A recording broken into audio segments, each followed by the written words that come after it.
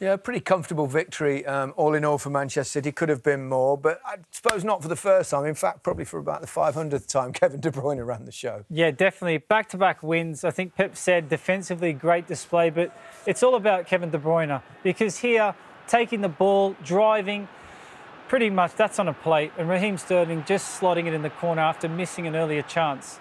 You know, throughout the game, you've got players that can do things like this. There's cheeky, a little flick, around the corner.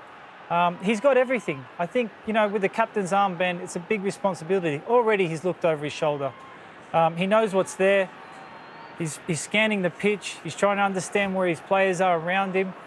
And then he just comes straight back into the game and sees a little run, puts him through, and that's what he can do. I feel with Silva, you know, not being there, he's taking the role now. That's a great penalty on the half turn, through ball.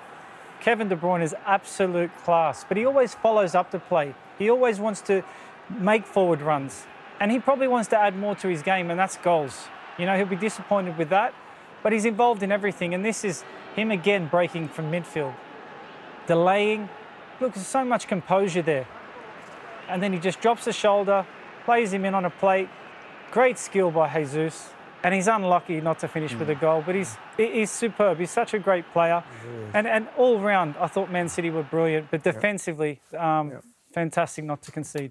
We talked in the previous game about Poveda. He didn't go down. There's a bit of contact, no question about that. Raheem Sterling did go down. What did we think of this one?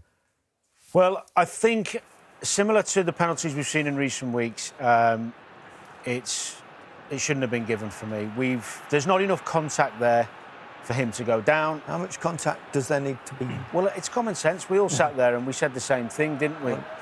That's very like the Poveda one, isn't it? Very similar. But none of these three penalties we're looking at now, there's not enough contact in any of them. I don't think any of them should be penalties for me. No. Now, VAR or referees, they've either stopped giving penalties just because there's contact, or they start giving penalties when players don't go down, one or the other. I understand the argument about, you know, how do you judge the amount of contact? Yep. But we do quite comfortably when we sit and watch it, don't we? Yeah, we saw a graphic there. Did you see it? The players that won most penalties there. We've got Sterling's at the top, Jamie Vardy, Zaha, and obviously that guy used to throw himself on the floor all the time. Doesn't surprise me. Certain Alan Shearer. Anyway, Sean Dyche's